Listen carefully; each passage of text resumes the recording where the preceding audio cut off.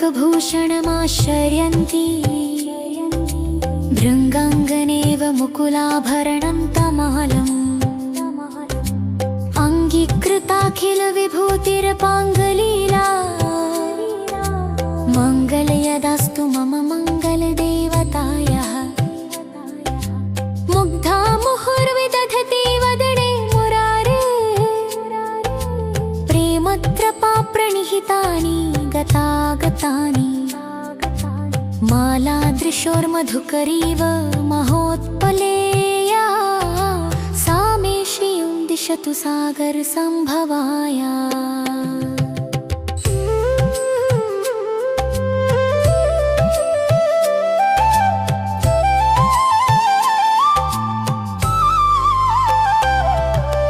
विश्वामरेन्द्रपदविभ्रमदानदक्षम् आनन्दहेतुरधिकं मुरविद्विषोऽपि ईशन्निशीततु मयि क्षणमीक्षणार्धम् इन्दीवरोदरसहोदरमिन्दिरायाः अमीलिताक्षमधिगम्य मुदा मुकुन्दम् आनन्दकन्दमनिमेषमनङ्गतन्त्रम् आकेकरस्थितकनीनिकपक्ष्मनेत्रम् भूते भवेन्मम भुजङ्गशयाङ्गनाया।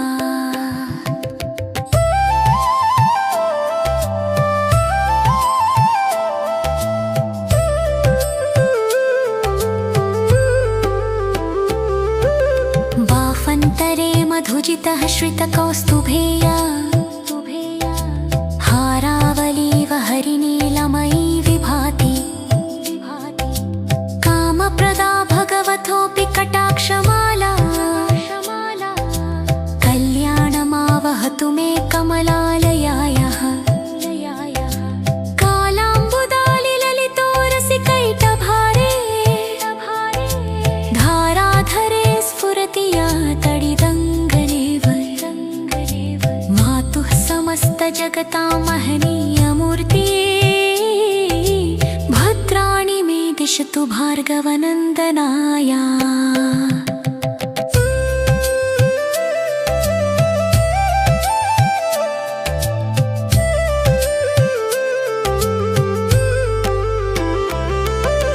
प्राप्तं पदं प्रथमतः किल यत्प्रभावान् माङ्गल्यभाजि मधुमाथिनि मन्मथेन मय्यापतेत्तदिह मन्थरमीक्षणार्धम् मन्दालसमचमकरालय कन्यकायाः दद्यात्तयानुपवनो द्रविणाम्बुधाराम् अस्मिन्न किञ्चन विहङ्गशिशो विशन्ने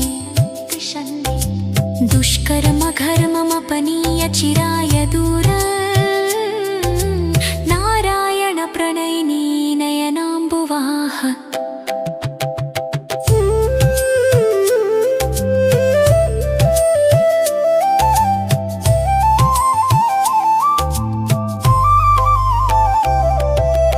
इष्टाविशिष्टमतयोऽपि यया दयाद्रे दृष्टा त्रिरिष्टपपदं सुलभल्लभन्ते सृष्टिस्प्रहृष्टकमलोदरदीप्तिरिष्टौ पुष्टिं कृषिष्ट मम पुष्करविष्टराय गिर्देवतेति गरुडध्वज सुन्दरीति शाकम्भरीति शशिशेखररल्लभेति सृष्टिस्थितिप्रलयकेलिषु संस्थिताये तस्यै नमस्त्रिभुवनैकगुरोस्तरुण्ये श्रुत्यै नमोऽस्तु शुभकर्मफलप्रसूत्यै रत्नै नमोऽस्तु रमणीयगुणार्णवायै शक्त्यै नमोऽस्तु शतपत्रनिकेतनायै पुष्टै नमोऽस्तु पुरुषोत्तमलल्लभाय नमोऽस्तु नालीकनिभाननायै नमोऽस्तु दुग्धोदधिजन्मभूतये नमो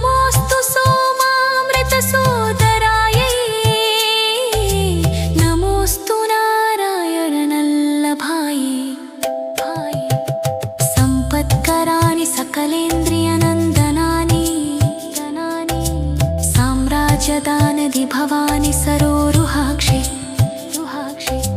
त्वद्वन्दनानि दुरिताहरणोद्यतानि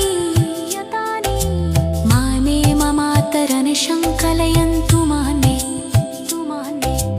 यत्कटाक्षसमुपासनानिधिः सेवकस्य सकलार्थसम्पदः सन्तनोति वचनङ्गमानसैस्त्वां मुरारिहृदयेश्वरीं भजे।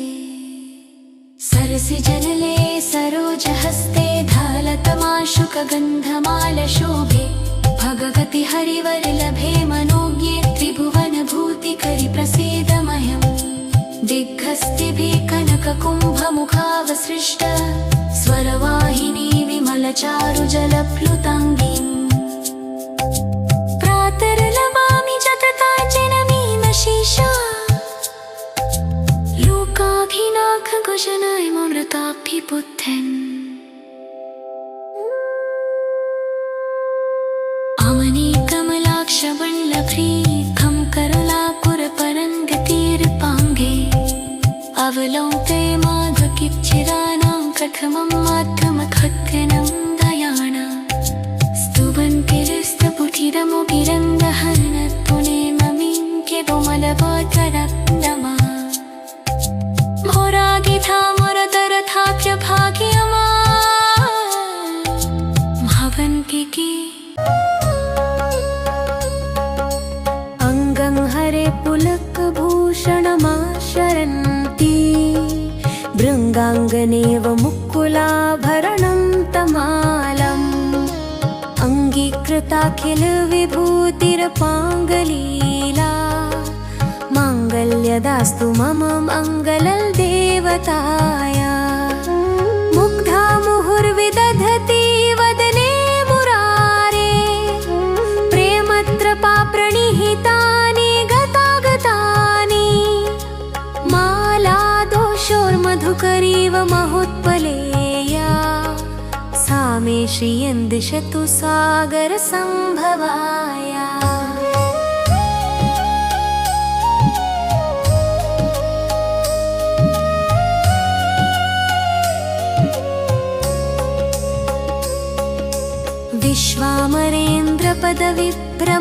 विश्वामरेन्द्रपदविभ्रमदानदक्षम् आनन्दहेतुरधिकं मुरविद्विषोऽपि ईशनीषीदतु मयि क्षणमीक्षणार्धम् इन्दीवरोदरसहोदरमिन्दिराया आमीलिताक्षमधिगम्य मुदा मुकुन्दम् आनन्दकन्दमनिमेषमनङ्गतन्त्रम् आकेकरस्थितकनीनिकपक्ष्मनेत्रम् भूते भवेन्मम भुजङ्गशयाङ्गनाया।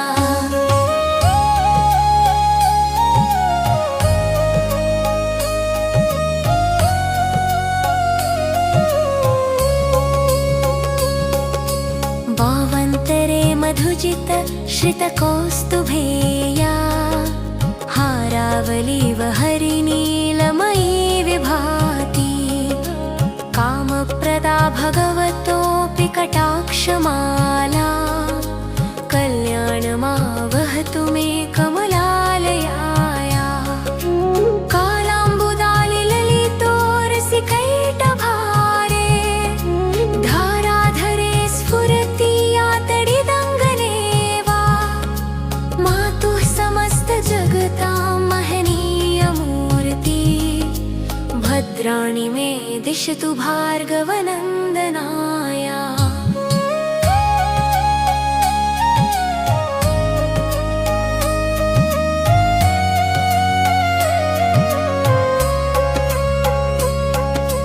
प्राप्तं पदं प्रथमतः किल यत्प्रभावान् माङ्गल्यभाजि मधुमाथिनि मन्मथेन मय्यापते तदिह मन्थरमीक्षणार्थम् मन्दालसञ्चमकरालय कन्यकाया दद्यादयानुपवनोद्र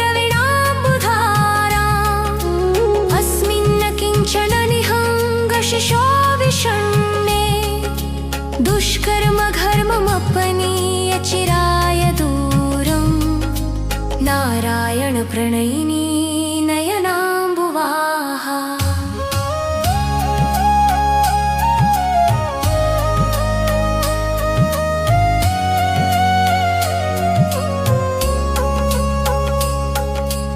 इष्टाविशिष्टमतयोऽपि ययादयार्द्रः दृष्ट्या त्रिइष्टपपदं सुलभं लभन्ते। दृष्टिः प्रहिष्टकमलोदरदीप्तिरिष्टां पुष्टिं कृषिष्ट मम पुष्करदिष्टरायाः। गिरिदेवतेति गरुडध्वजसुन्दरीति शाकम्भरीति शशिशेखरलल्लभेति सृष्टिस्थितिप्रलयखेलिषु संस्थितायै तस्यै नमस्त्रिभुवनेकगुरोस्तरुण्ये। श्रुत्यै नमोऽस्तु शुभकर्मफलप्रसूते रक्त्यै नमोऽस्तु रमणीयगुणार्णवाये। शक्त्यै नमोऽस्तु शतपत्रनिकेतनायै पुष्ट्यै नमोऽस्तु पुरुषोत्तमलोलभायै। नमोऽस्तु नालीकनिभाननायै नमोऽस्तु दुग्धोदधिजन्मभूत्यै नमोऽस्तु सोमामृतसोदरायै नमोऽस्तु नारायणनल्लभायै। सम्पत्कराणि सकलेन्द्रियनन्दनानि साम्राज्यदाननि भावानि सरोरुहाक्षि तत्वन्दनानि दुरिताहरणोद्यतानि मामेव मातरनिशं कलयन्तु मान्ये।